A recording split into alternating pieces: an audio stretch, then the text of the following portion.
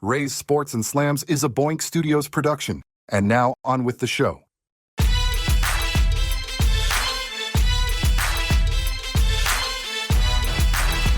Welcome. It's that time of day. It is Monday night, 6 o'clock, for your favorite show, Ray Sports and Slams. I am your host, Ray All Day. I want to thank you for watching. I appreciate the support. Appreciate the love. This is episode number 5. We have 2 guests today joining us, and I'll get to them in a second. First, by all means, like, subscribe, and follow YouTube, Facebook, Instagram, and all threads that will support my show. I would appreciate all the love. Before I get into the topics and bring my guests on, let me just say hello to some people. Fernando is in the house. What's up, buddy? And yes, this World Series is definitely one of the best I've ever seen. I'm bringing in my guests now, and they are 2 of the coolest dudes I know. I know you're saying, is it my brothers? Pretty much. It's all about payroll. First, let me bring in my friend, my brother from another mother, Brian Escobar. What's up? What's up, bro? How you doing? And Walter Duncan. What's up, my guy? Ray, what's good, man? How you doing? Good. Thank you guys for coming on. I appreciate it. I appreciate it tremendously. No doubt. Lots to talk about, my guys. So I am going to start this show with the topic that everybody wants to talk about, Major League Baseball and the World Series. As you know, the World Series ended with a Game 7. And unfortunately, I'm not a Dodgers fan. I'm a Mets fan, but the Dodgers did win. And they are your world champions for the second year in a row. I'm going to start by saying this. The Dodgers, give them all the props. They have the pitching at the end. They had the hitting at the end. However, I will say this. Bases loaded. 1 out, bottom of the 9th. You have the game at hand. I know Brian and Walter, we've all played Little League Baseball. Your coach always tells you, 1 out. Just put the ball in the air, score this run, this game is over. The one thing he did that you just couldn't do was hit a sharp grounder right to the second baseman to force out. It's almost the identical of we're tied in bowling. It's the last frame. All I have to do is knock out 1 pin, and I throw 2 gutter balls. Like, it's insane to me. I don't understand, what Velasco was doing, but kudos to the Dodgers. Like I said, I just feel bad for the Blue Jays. They haven't won, I think, since Lincoln was the president. It's rough. But, Brian, I'm going to get your take first, and then we'll hit Walter. What's your take on the whole World Series, and what do you think of Game 7? Man, I thought it was exciting. Of course, it goes 7 games. That's what everybody wants. 2 powerhouse teams, man. Like I didn't want the Blue Jays to win because they beat the Yankees going in there. You know what I mean? I'm an American League fan. Yankees all day, New York all day. But they were, again, 2 great teams. And the 9th, Game 7. No, it went to 11 innings, Ray. Didn't it go 11? 11, right? Yeah. So it went, right, extra innings. So, you can't ask for better baseball. But, yeah, bad coaching, right? And that's what I'm realizing recently in a bunch of games. Like, oh, man, you got to do this, you got to do that. But then it's like, wait a minute, that's coaching too, right? There's another grown man coaching these grown men. So, I don't know. And what do you think, Walt? So, for me, I think it's, it just shout out to the Dodgers. They seem like they're a dynasty now. We can talk about that in a few maybe. But I think the Toronto Blue Jays definitely missed their opportunity, right? And and I find it funny because the last time that the Blue Jays won, I think it was on the back of a back-to-back, right? And I think they won in 92, 93, something like that. It was the Joe Carter era, right? Yeah. And so for me, I think they definitely missed a golden opportunity in the 9th. Like you said, Ray, all they had to do was just get 1 up. Give it up in the air. Yeah. And just they would have secured themselves a spot. For me, I thought that they were a team of destiny, how they were looking, right? The Dodgers, everyone picked them. They seem like they have everything, like you said, Ray. They have the bullpen, they have the players, they have Shohei, and they have all the star power.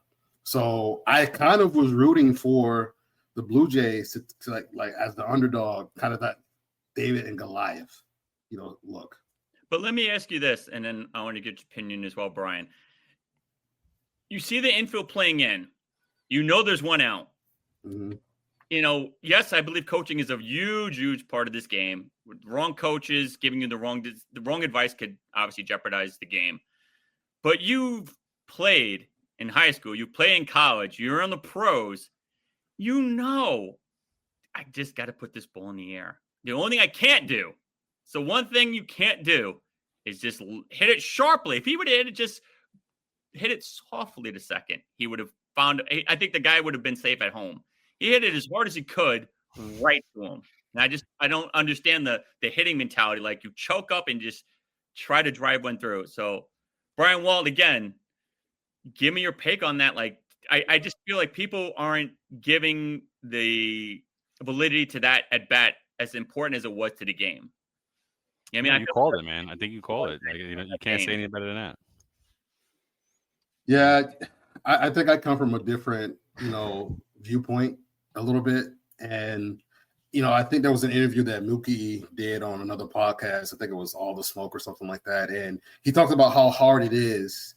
That baseball might be the hardest. Hitting a baseball in the pros might be the hardest thing to do, right? So, yes, we can sit and say, like, hey, yes, all they had to do was get one up. But those pitchers, I'm sure they're tough to hit.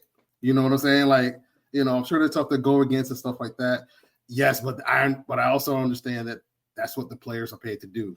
Just do your job and deliver. And unfortunately, the Blue Jays were just outplayed and outcoached a little bit by the Dodgers. Yeah. What do you think of Yamamoto? That dude pitched the day before, threw 93 pitches, comes in and throws 2 innings. Wow. A lot of heart. I give him a lot of credit for that as well. Walt, you agree? Yeah, absolutely. I think that's why it clearly showed why he won the MVP of the series, right? Yeah. It's because of how his grit, his tenacity, and he did everything he could do to secure the win for his team. Brian, you concur? I look, but yeah, but I mean, these guys can pitch a lot longer than they're allowed to pitch. You know what I mean? They Talk cut them about short because, right? To what is it? They want to be kind of conservative. They want to manage how long they pitch. So yes, no doubt, back-to-back pitching, great is a phenom. It's out of the ordinary for major leagues, but these guys can go much longer. When you're playing at high school, college, right? Some of these kids are going long. You got to hey, the parents got to jump in and be like, yo, you got to get my kid out of there. Well, you got to be pitching, you know what I mean? He's throwing 120 pitches. Yeah, what are you exactly. doing? Yeah, man. But you remember the days when pitchers used to pitch complete 9-inning games? Yep. Dude, I haven't seen one of those in, oh my God, it's been years. Now they're on, like you said, Brian, to piggyback what you're saying, now there's a pitch count, 75 pitches, and the analytics say 75 pitches, and that's it. And, I don't care how good you're pitching. Is that right now? 75? Come on. 75, 80, dude. Like, I've seen Matt Scherzer, I think, threw 77, 78 pitches, and the coach was about to take him out, and Scherzer was like, no, I'm good. I'm good. I think it was game 5. Wow. So, yeah, dude, they're going by these pitching analytics now, I guess because a lot of these pitchers are getting these Tom and John surgeries, and once they get that surgery, dude, it's a wrap. You're not coming back from it. I haven't seen one successful pitcher come back from it. Hey, but didn't he pitch a complete game in the World Series?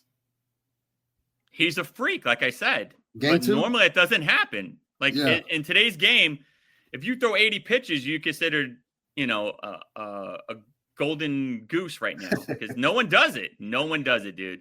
No one does it, dude. Yeah, they're not allowed. That's all. They're not allowed. I get it. They want to, they got to. Hey, Maria, what's going on? Thank you for showing up. And yes, pitch count sucks. Exactly. So they're being low managed. Yes, it's crazy, they're being managed. I don't know. Hats off to the Dodgers, though. Like you both said, maybe it's a dynasty. I really hope not, but we shall see. They have the team. If they could Ohtani's locked in for another 10 years. They could keep the pitching intact. I mean, yeah, dude, this team is stacked. It's going to take something, but we shall see. Yeah. All right, I'm going to dive into the NFL, sport that we both love. Oh, yeah. And we're going to talk about Drake Maye. Drake Maye, New England Patriots quarterback, not the hip-hop singer Drake, but Drake Maye.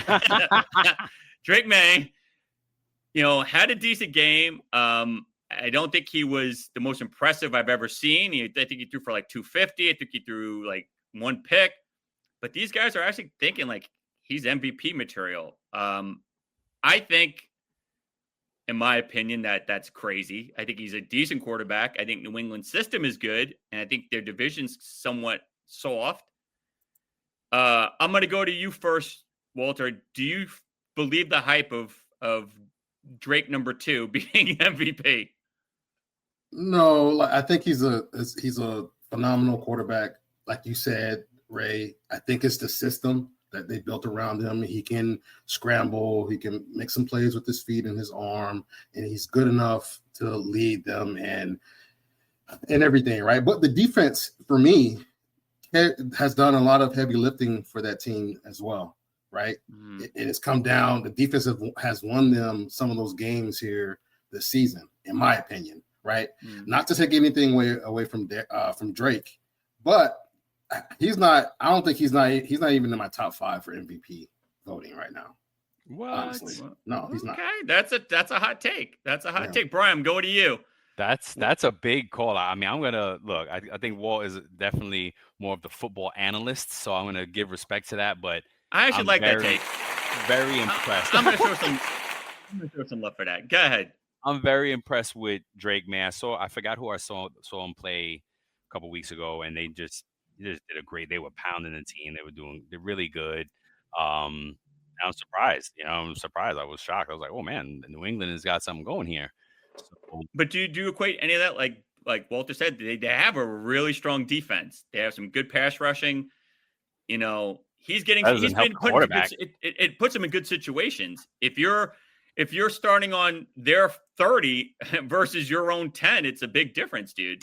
Okay, sure, but you still need a good O-line. You still need to be a good quarterback. You still need to see the field, throw well. Like, doesn't take, you know what I mean? Defense is great. I get that. But you still have to be a good quarterback, and you still need a good O-line to be a Walt is giving you that look like, So you believe the hype. You think Drake is the top 5 MVP candidate? Oh, no, I didn't say that, but I think he's really good. Yeah. Okay. All right. I'm going to, again, I think he's decent. I think he's a little above average. I don't have him in my top 5.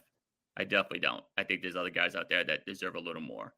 But we'll see how the season progresses. I think if they, play some really tough teams out there, let's see how Drake does. You know what I mean? Let's see if he faces a Kendrick and see how he does.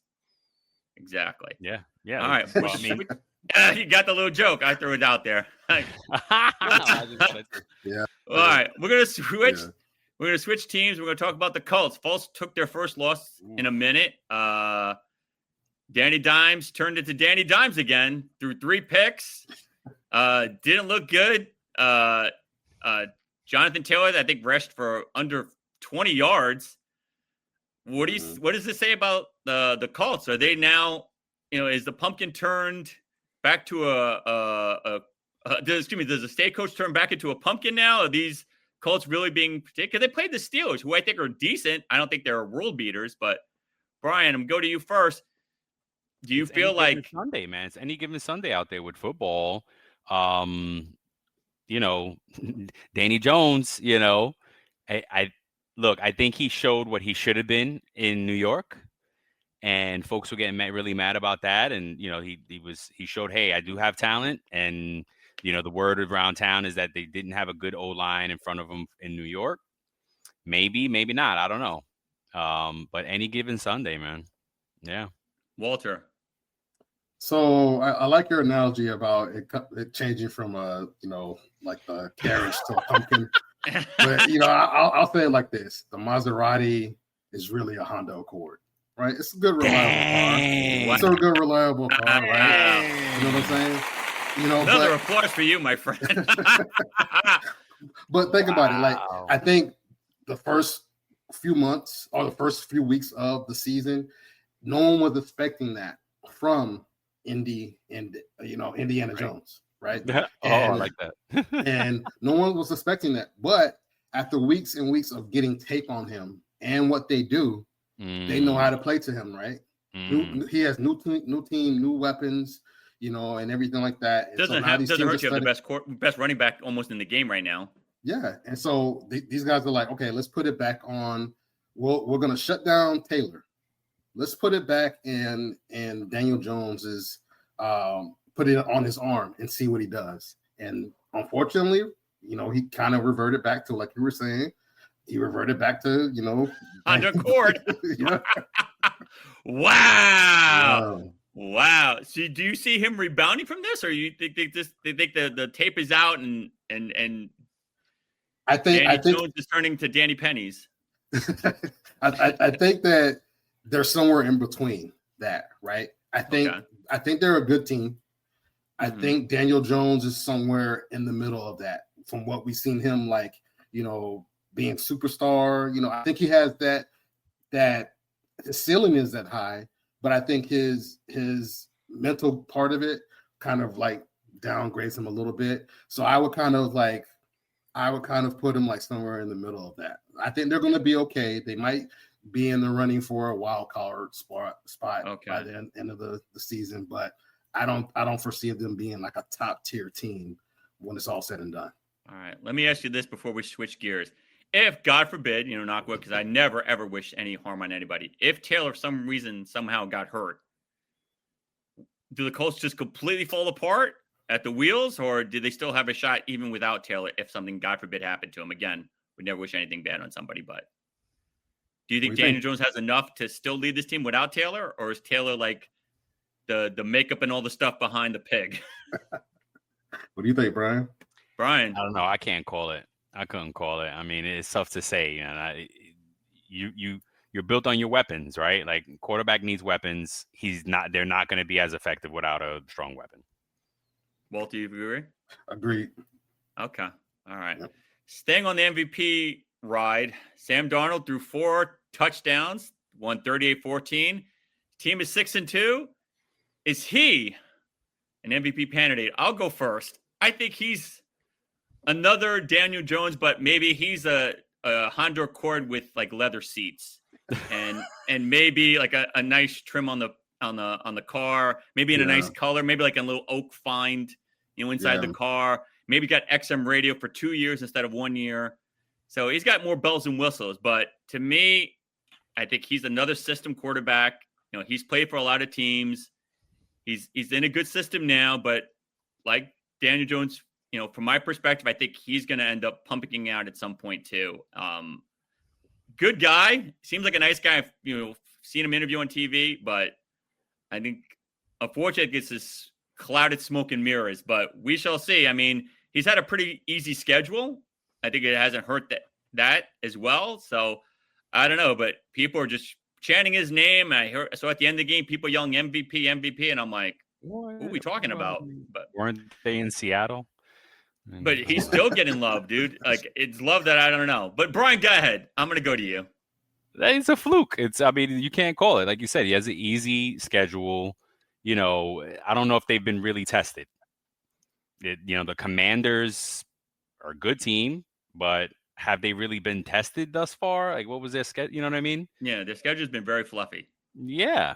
So I don't think they've played one team above 500. I think all of football's been very mid. What did the kids say? Mid. Very mid for the thus far. Now teams are starting to break out, and so a couple. Do we have any undefeateds? I feel like one was undefeated last week. Yeah, no more undefeateds. There's no more undefeated teams. You know what I'm saying? So it's been very mid. So I can't. It's okay. Well, you're riding the same sentiment. Are we talking another, I guess, an upgraded Honda Accord, like the C class? I think so. I think he is an upgraded Honda Accord, right? Like he might be a Acura, a Hyundai, right? Okay. So like, think about it. Think about Sam Darnold's career, right? He's gone. He's bounced around from team to team. Then he had one good year last year with the Vikings. Yes, he did. I think they went 14-2 or 14-3 regular season. Yeah, something like that, 14, right? 14-3. 14-3, and they did not want to keep him. No. So to me, so that speaks volumes there, right? So like, yes, is he talented enough to be a starter? Absolutely. That's why the Seattle Seahawks brought him in, right? But if you think about who was their quarterback a year ago, he also looked pretty damn good. Geno Smith, yep. Right. So you put these guys, get some weapons around these guys, and of course they're going to have some success, right? But do I think he's MVP? Absolutely not. No, definitely not. I'm looking at their schedule now. Hell no. Wow. Who have they played in the last 3 games?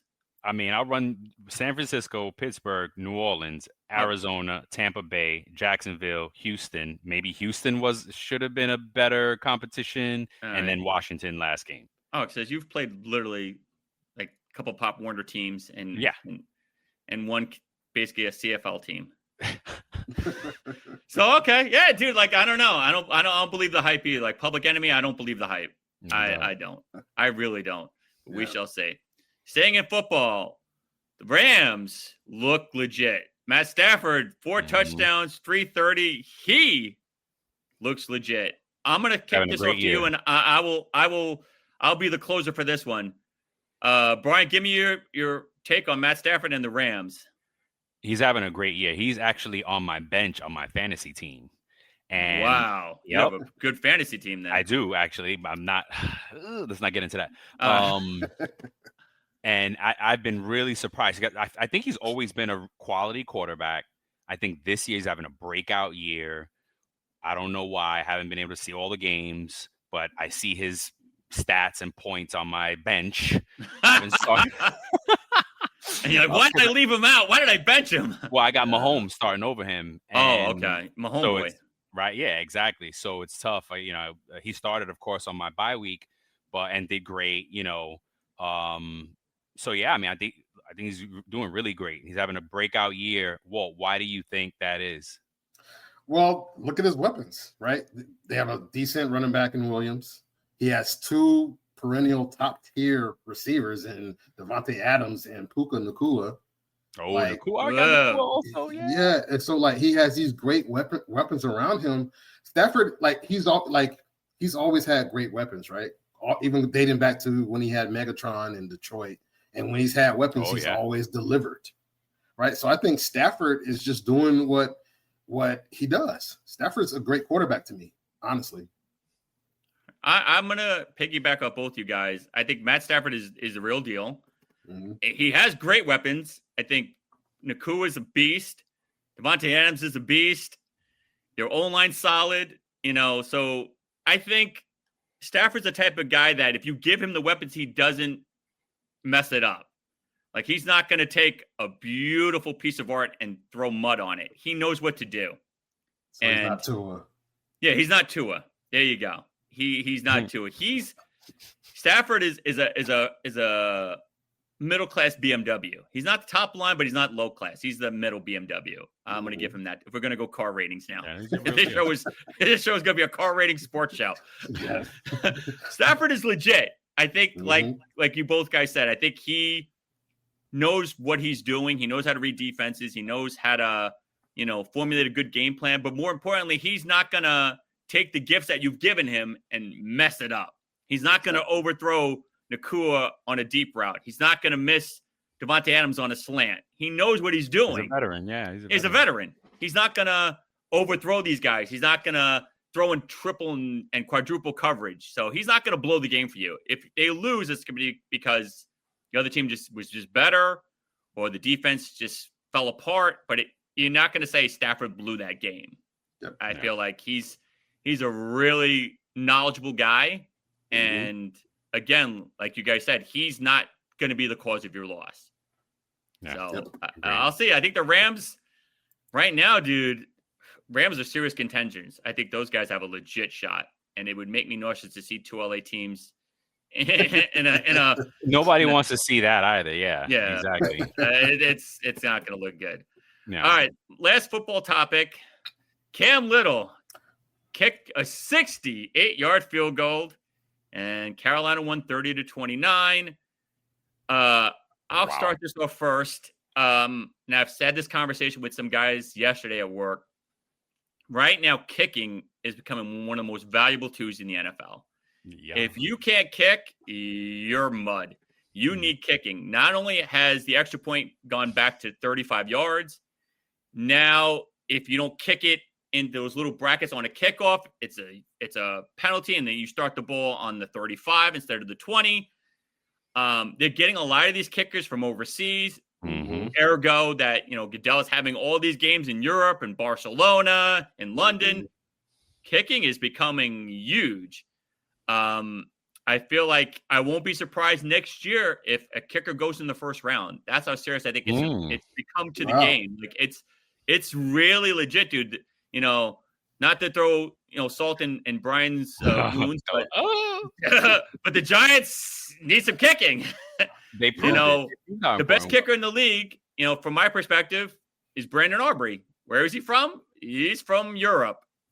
Played soccer. Dude, the American kickers are just not what you need right now. You need a guy that's accurate, can kick deep. Kicking a 60-yarder is like nothing to these guys now. And I feel like, yeah, dude, it's changed the complexity of the game. And these close games now, if you don't have a guy that could kick 50 plus, dude, you're screwed. So I'm going to throw it to you, Walt. Let me get your take. No, I absolutely agree with you on that, Ray. You said it. I don't have anything to add to that, except that, Cam Little, 68 yards, like 2 more yards, and that's a 70-yarder. That's like crazy. That's like unheard of. Unheard of. So do you think that one day we're going to see that 70-yarder? I believe so. Yeah. I believe because, we're seeing such an influx of these kickers coming from Europe. And I did this show with my buddy Tommy Clark, and we were talking about how, the NFL is going global, how they're going international, how they're having these games in London, how they're having them in Barcelona, Brazil. Dude, it's becoming a bigger presence. You're getting these kickers from those countries to play because they're like, I can kick a soccer ball 70, 80 yards. Word. Let me work on kicking this football, and they're doing it, dude. And dude, it's crazy. So, Brian, I want to get your take on this as well. Yeah, clearly, I think it's very important as a Giant fan. Because that was both a kicking issue and a coaching issue. Because why would you put him back in the second time? And then an extra point. Ugh. Come on, man. 2 times. 2 times, dude. Not 2 chains, 2 times. So that was painful. And no, I agree. It's the soccer. I was just gonna try to see what the weight of a soccer ball is compared to a football. Please check that. I'm curious. Because I was at not the gym, the park the other day, and like working out, and they were playing a game, and the ball came my way, and I like kicked it back to them, and I was like, damn, that was a heavy ball. I wonder if it's heavier for the official game, like a official league, type of weight or whatever. And that probably has a lot to do with it. And of course, like you said, everything's the same. You get in soccer. Did you look it up, Walt? Yeah, they're about the same. Oh, wow. 14 to 16 ounces. Okay. So it's just like you said, guys, the training, getting those soccer players in there to come kick instead of, normal kickers. I like how they are changing the game up with it and making kicking more important. I like what you said too. Prediction: first round kicker next year is a good possibility. Maybe in the the high numbers, but or top of the second round. You never know. Okay, I'll say either or. Yeah.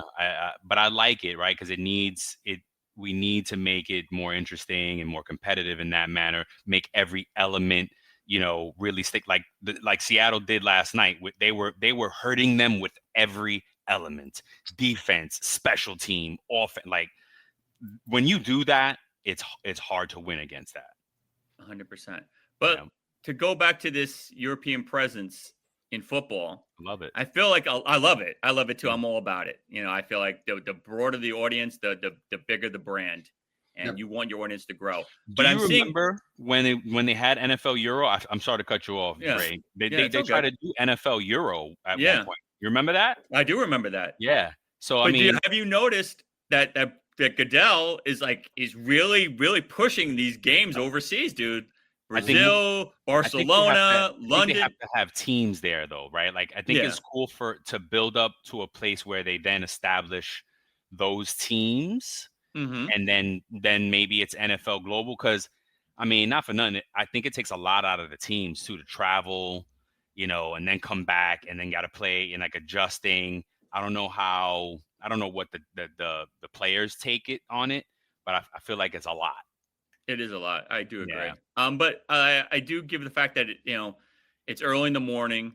They still have 2 days to kind of I like that. So you have a lot of time to recruit. 12 hours of football when they play overseas. It's insane, on a Sunday dude. morning. Yeah, Sundays are beautiful for me. Yeah. Especially if it's raining out. Oh my God. But if it's an early game, you finish early, you still have 2 days to adjust with the time and everything else, and then if your next game's not till that Sunday, it's not that bad. But I do hear what you're saying. It definitely, the time difference and the jet lag, yeah. But my more important point is, and I'll go to you, Walt, the presence overseas now. I see a lot of these really solid kickers are all coming from Europe, dude. These American kickers are just like obsolete right now. It's almost like a VCR. Do you see that position just being taken over by Europe? Maybe a little bit. I think there's a lot of really great kickers in the world. So I think there's a lot that are US based as well. So I think that with the NFL expanding its reach, it's going to create opportunities for other people globally. But I feel that we'll see more and more eventually. But I think there are going to be some great American based kickers that are going to still be in the league doing their thing as well. All right. But have you noticed like the top 2 or 3 kickers all played soccer? Yeah. Brian, have you noticed that? Yep. I don't know if it's a coincidence or not, dude, but and even with the punters, right? I think there was a punter like on the mid, and correct me if I'm wrong, listeners, but I think there was a punter on the 49ers. He used to play rugby or something like that, right? Yes, he did. Right? He was a rugby player. You're 100% right. So yeah. So that's saying, Brian, is it a coincidence that the top 3 kickers, in terms of accuracy percentage-wise, all played soccer? I think it's very intentional as far as NFL, scouts and things like that. Yeah, I think it's very intentional, dude. You don't see the guy from Oklahoma that was raised on a farm being your number 1 kicker anymore, dude. That used to be 20, 30 years ago, but now, dude. What's your O-line? Oklahoma is O-line. But you see these kickers, 10 years ago, they're all coming from like these Big 10 schools or Big East schools. Now, dude, like I said, you look at the stats, dude, the top 3 kickers in terms of accuracy, distance, they're all from Europe, dude. They all played soccer, dude. I think it's changing the game. So if I'm a scout, thinking outside the box. If I'm a scout, I'm going to Barcelona. I'm going to Spain. I'm looking for a kicker. Tom says, reminds me of love that show. Replacements is fire. That was funny. Yeah, it was great. That is fire. But yeah, dude, I just feel like, dude, that's where the kicking's coming from. Yep, for sure. It's coming from there, dude. I feel like, it's changing. All right, we're switching gears. We're going to the NBA, and one undefeated team left. The Oklahoma City Thunder, the defending champions, 7-0, behind the MVP, Shai Gilgeous-Alexander, who has tied Oscar Robertson for 79 straight 20-point games. Wow. Insane. I'm going to hit this first, and then I'm going to take Walt and then Brian. Yeah, exactly. SGA is MVP, deservedly so. Guy's insane. Guy knows what he's doing, knows how to just play the game, plays with such grit and heart, can shoot, can play defense, knows the game in and out, dude. Shai is the truth. I don't see how OKC doesn't contend or not repeat at this point. I feel like that team is just so stacked. They haven't lost any players.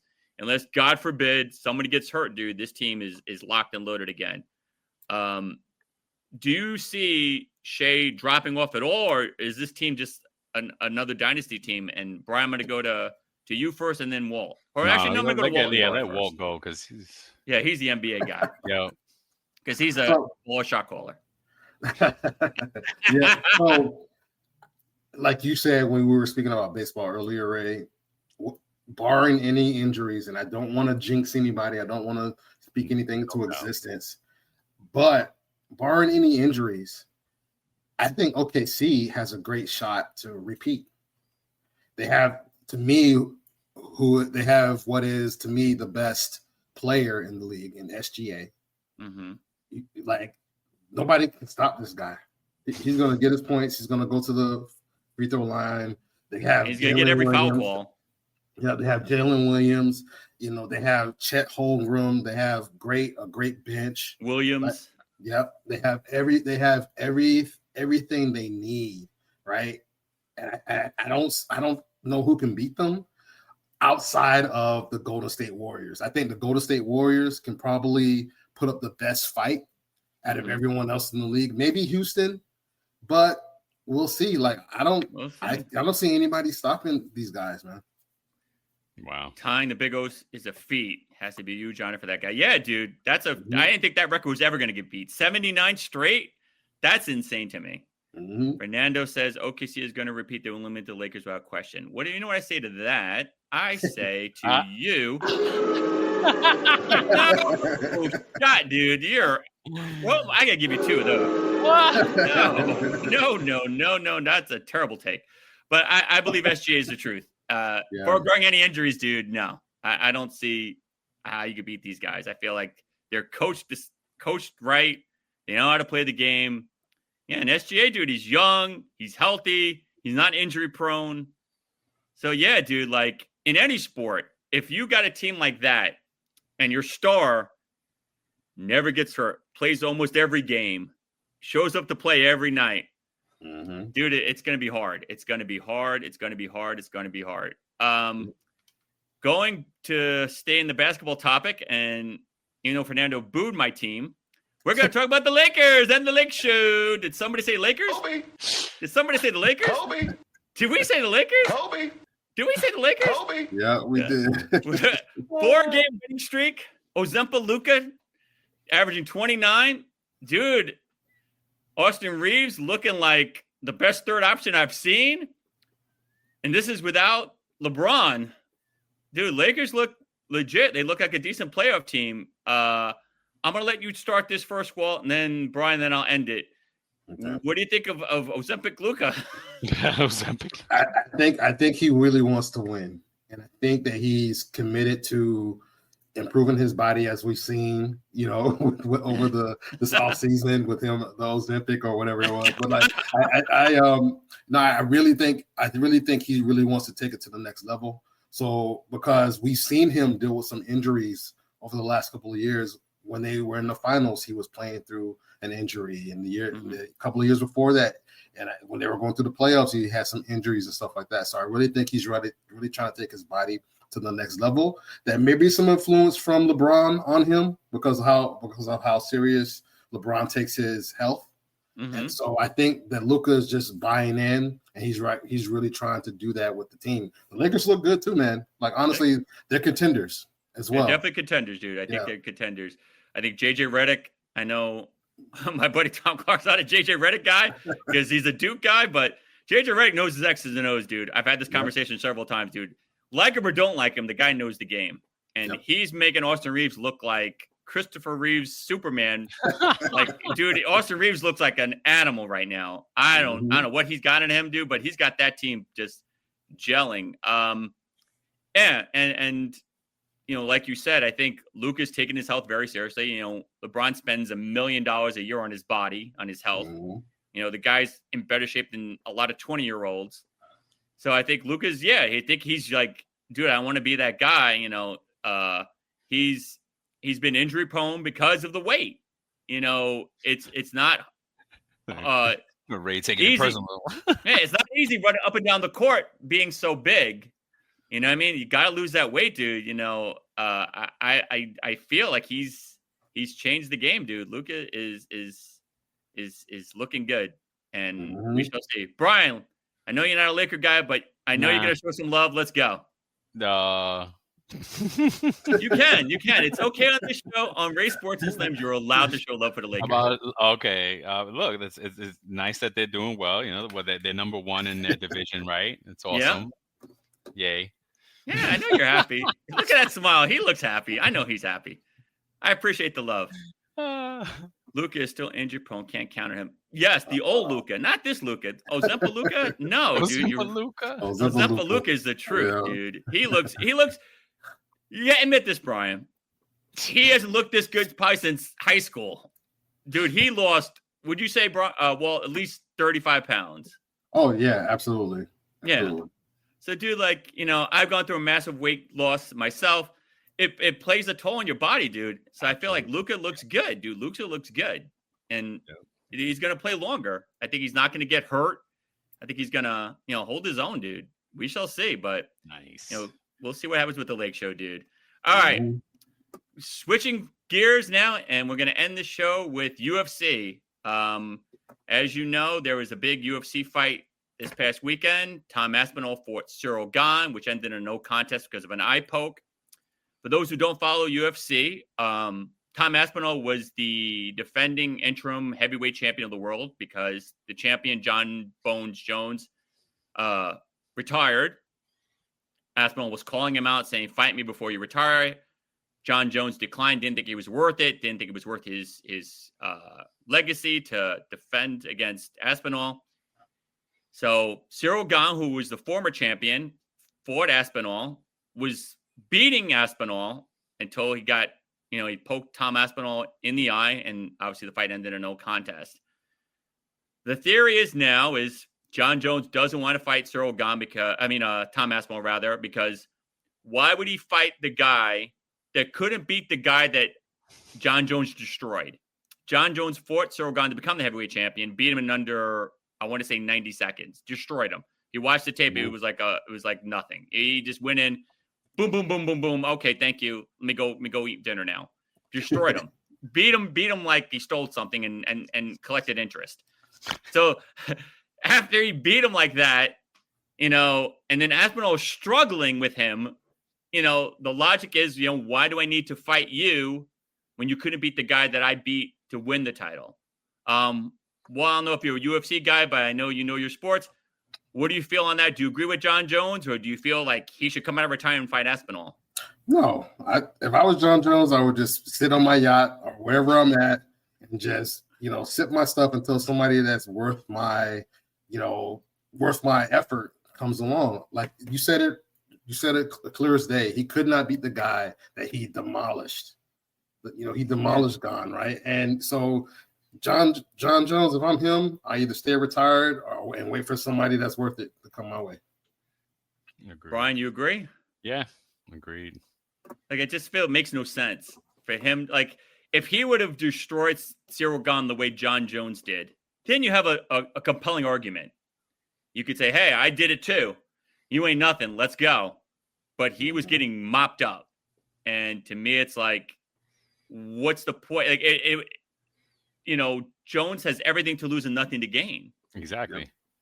And Tom has everything to gain and nothing to lose. If he fights Jones and gets mopped up, they're like, oh, well, you couldn't beat Cyril Gane, so why would you think you could beat John Jones? So now I think that fight is pretty much ruined. Ergo, they're talking about this big, big, big UFC fight at the White House, and potentially the light heavyweight champion, Alex Pereira, might fight John Jones. Now, that's a fight I feel is worthy of John Jones coming out of retirement. Alex Pereira is a fantastic jiu-jitsu guy, fantastic with his hands. I don't think he's going to beat John Jones, but at least he has legit claim to fighting him. He's got, great striking, Brazilian jiu-jitsu style guy, knows his stuff. There's a lot of mutual respect between these two guys. So if I'm John Jones, if I'm going to fight, he's the only one that makes sense and the only one worth my time and my effort to train and go in the gym again. Well, your thoughts? Agreed. I think that would be a phenomenal fight, and I think Alex, has proven himself in his own right, in his own career. And I think John Jones, especially if it was at the White House, I think that was the first, like, I know, right? It's the crazy to think about. But, if that was one of the, the main cards for the White House, I think everybody would tune into that. I think it would be worth John Jones doing as well. Brian? Yeah, same. I don't keep up with it too much, but sounds right. Yeah, I mean, I look at Alex Pereira's career. He's an accomplished fighter. He's been interim champion for a while now. He's got that pedigree, and you're not going to jeopardize your reputation. You're not going to jeopardize your stature to fight somebody that's just, a couple of pegs below you. Alex Pereira is legit. And I feel like hypothetically, and that's a massive if, he did lose, it's not like you lost to a bum. You can't cry and say, well, I lost to Alex Pereira. He's a nobody. You know what I mean? It's like giving up a home run to Shohei Ohtani. It's like, all right, dude, Shohei Ohtani, I did the best I could. To lose Alex Pereira, it's not embarrassing. And John Jones, again, wouldn't have to put his head down in shame. So I'm all for it. The White House would be sick to see that fight. Crazy. But I think that window for Tom Aspinall is closed now. Would you guys agree? Agreed. I think he's got no legs to stand on now. I feel like even – let me ask you this. I'm going to take it one step further. If Aspinall fought Cyril Gane again and beat him, does he then lay a claim to fight John Jones? No. Brian? No. I agree. I feel like you had your one shot, and even if you beat him now, it's too late, dude. Like you look terrible. Like if you watch the fight, I know Brian, you're not a UFC guy. If you watch that fight, dude, he was getting mopped up, and the poke saved him. You know what I mean? It now I feel like Tom Aspinall, his stock just plummeted. I know you guys are all about payroll and finance. His stock just plummeted. He's not NVIDIA. He's something else right now. He's dropped. He's dropped. I'm going to wrap this up with one last news of the fighting world, and that is Jake Paul was initially going to fight Devontae Davis, but allegedly now Devontae Davis is having some legality issues, so there's a potential of him fighting retired former super middleweight champion Andre Ward, who I believe, do not quote me, guys, he's got to be in his mid to late 40s. I know Walt will do me the favor and look up his age. If he fights Andre Ward, I'll start first. I feel that's horrible because Andre Ward is retired. He hasn't fought, I want to say, at least 3 or 4 years. He's got to be in his early to mid 40s. To fight Jake Paul, who's in his 20s, who's going to probably be 40 to 50 pounds bigger than him, is another catastrophe in boxing. It's money. It's entertainment. Do you want to see this, Al? Brian, I'm going to go to you first, and then Walt. Would you want to even see this? No. No, I don't take Jake Paul seriously. So I know some people do. I think he's, a great entertainer, but in the boxing world, I don't take him serious. So no. Yeah. I think that boxing has kind of become a little bit of a joke from what it used to be. I think because they just try to pull in names that people may recognize. Ward is 41 years old. 41, right? Okay. Think about it. He retired when he was 33 because he said his body could no longer keep up with the rigors. Yeah. So it's been 8 years since he's been in a competitive fight. Yes. And so maybe if he trained, maybe he might, put up a decent fight. But you like you said, Jake is in his 20s, strong, can fight a little bit, right? And I want to see Jake fight somebody who's actually legit. If Jake is legit, right, have him go against someone who's legit. Exactly. Well. Exactly. Have him fight a legit heavyweight in his weight contender. Class. His weight, exactly. And then let me see what you're all about. Let me see if you're really about it. I'll go one step further. Fight a light heavyweight that's legit. Yeah. I think honestly, if he fought Canelo right now, he'd get mopped up. Oh yes. So I think I think if he fought Crawford, he'd get mopped up. But to fight Andre Ward, who hasn't fought in 8 years now, 8 years, not 2, not 3, 8. I think it's insane to even have that fight. And I thought if he fought Devontae Davis, I looked at it as he could potentially lose because Devontae Davis hits like a truck. Even though he was 60 pounds lighter, thought if he could just catch him once, because he's a professional boxer, he's a legit fighter.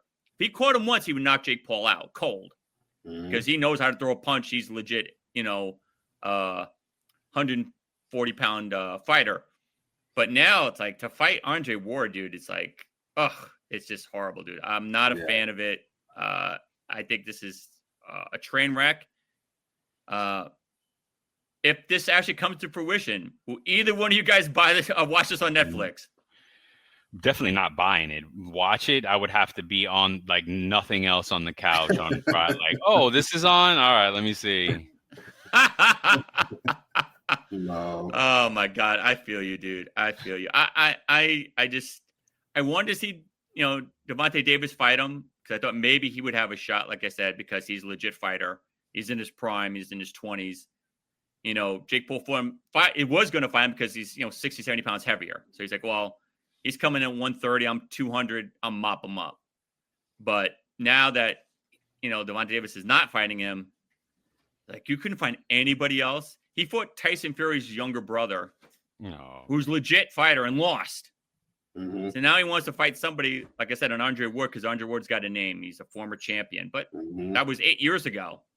It's like, I don't know why he likes these washed up has-been guys. It's just brutal, dude. Yeah. All right, we're gonna go to the final buzzer. The final buzzer, my friends, is where you guys can ask me anything about anything. Talk about anything from trivia, sports, music, anything else. I'm going to go to Eric. Sadly, let Jake fight Jones in a year. Jones will make more money than he ever did in the UFC. Interesting. Yeah. Okay. I think John Jones would destroy Jake Paul in a UFC fight. Yeah. Boxing, I don't know. We'll see. I don't know. We'll see. Eric would never watch the train wreck of Jake and Ward. Exactly. Yeah. Maria says Jake is trash. You know what? Applaud this. I gotta give you an applause. I agree with you 100%. Jake is such a punk. He just fights retired fighters and celebrities. Exactly. Exactly. It's bad, dude. It's bad. Fernando says, is Otani the GOAT of baseball? Wow. Right now, this year, yeah. But to say all time, there's a couple of guys out there. There's a guy named Hank Aaron. There's a guy named Willie Mays. Joe DiMaggio. There's some other legends. I mean, Otani's a freak of nature, and we both could obviously. I'll let you guys chime in. It hasn't been a minute since the guy could pitch and hit. Exactly. The only thing I was going to say is, like, the fact that he goes both ways and does it well makes him stand out. But I'd like to see where his career numbers end to say, is he still young, right? Yeah. 31. Yeah, he's got a few more years. So let's see how that looks. I mean, yeah, GOAT. I don't know about GOAT. Definitely right now, for sure. Walt, Agreed. I think we have to wait and see, where his career ends at and his final numbers, because there's a lot of great players that have come and gone. Mm-hmm. So to say you're the GOAT means you have to be something really special when it's all said and done. Yeah, I mean, because, to me, it's like there's one GOAT. Kobe. But, everybody else, I don't know. Eric says Jones could train in boxing for a whole year. That's interesting. I actually like that. If John Jones trained for a year in boxing, could he beat Jake Paul? I would not say no. I would not say he couldn't. Brian? I would say yes, he could. Again, I don't take Jake Paul seriously. I think a UFC fighter trains boxing whole year, mollywops him. Agreed. Wow, Agreed. okay. John Jones, yeah. Great topics. Thank you, Melanie. I appreciate the love. All right. Prince or Michael Jackson? Oh, that's a good one. It is a good one. First. Prince, not even close. Not even close. Not even close. It's a little close. But Prince's catalog, the fact that Prince plays his own instruments, Michael plays, but not instruments. So I just no. As much respect I have to Michael Jackson, Prince plays instruments. Prince is Prince. So you guys, let's get your take. MJ is the GOAT. And who else has girls fainting at their concerts? Prince Tell did me too. that. Where is the footage? Prince? I want to see some Prince footage. The girls fainting at the concerts? Yeah. Yeah. What concert have you been to? You haven't seen females faint at Prince? Nope. Yeah, definitely have. I still go with MJ. Hold on. Do you see this? Prince taught himself every musical instrument. You know what? Nice. You know what? Applaud this man. Applaud this man. Dude, really? You don't think Prince has a better catalog than MJ? I don't know.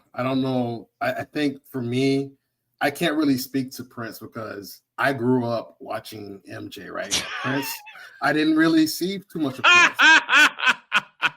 Oh my God, you see what Eric said? Yes, Eric is on fire right now. I got to applaud this guy again. Look, it's almost like Jay-Z and Nas, right? Two very different artists. If it all together, does he have a better music catalog? Maybe, but was he a better entertainer, a better showman? That's a tough one, Johnson or Jay-Z. Damn, wow, I love Nas. But we already did that. Nas is the GOAT. Nas is the GOAT. But if you're being impartial, it's a tough comparison because Jay, anywho. But it's like 1A, 1B, right? Yeah. Right. So it is looking at number one hits. You're looking at catalog, dude. Prince, dude, did you see Purple Rain? Come on, dude. I'm a little hurt, Brian. Oh my God. I mean, MJ for me, man. Yeah, because Teddy Riley produced that last album. If Teddy Riley didn't come into Michael Jackson's life, you crazy. So look, number one hits on the Billboard Hot 100. Michael had 13. Prince had 5. Thank you. Wow. Thank you. Okay. You have a legit argument. I'm not saying it's completely crazy. I just feel like that's a really good one, though. That's a really good question. That's a really good question. Yeah. All right, dude. Listen, we hit the hour. I want to thank you guys tremendously for coming on this show, dude. It has been a blast and a half. You guys are hysterical. Thanks, you man. definitely, it's not even up for debate. You have to come back. Oh, no doubt. Anytime. You have to come do this show again. You got to come do our show too, though. 100%. 100%. But you guys have to come back, dude. Like, you guys are hysterical. Please promote your show. Promote everything you guys want to. The floor is yours, my friends. Oh, man. Check us out. It's about payroll.io. And just, check us out on LinkedIn. If you have anybody in the payroll world, HR world, definitely check us out. We also have another show out there called It's About Your Paycheck that, oh my God, we got up to like 80 episodes, 60, 70, 80, something like that. And basically teaching people about their paychecks. You know what I mean? What you should know about your paycheck. Every W-2 employee in the United States should listen. And it'll be back. We kind of on hiatus from it. We need to reformat and find a good way to grab the folks. But we did a ton of shows, a ton of great content out there. But yeah, we keep going with payroll. We got a great niche in the payroll world. And yeah, come check us out. It's about payroll.io. Okay. And when can you see the show? Oh, it posts every Monday on YouTube and every podcast platform. All right. So every Monday in the evening, I guess, right? No, it's out in the morning. We actually sometimes post it Sunday. Every Monday morning, guys, please check these guys out. They know their stuff. They know their payroll. Now I know that they know their sports. Yeah. Another round of applause, dude, for my dudes, my brothers from another mother, Walter and Brian, dude. Thank you again for coming through, dude. I definitely want you guys back, dude. You made the show way hella fun, dude. I had a blast. Man, no doubt. Likewise. It was great, man. Again, much love, dude. So there you go, guys. Another episode of Race Sports and Slams. Thank you guys for watching again. I appreciate the love. Please check us out again next Monday at 6:00. More knowledge about baseball. Maybe we'll dig more into the NBA at this point. And all that other stuff. Follow us again, boinkstudios.com, Facebook, Instagram, Race, Sports and Slams. Check us out. I'll see you next week.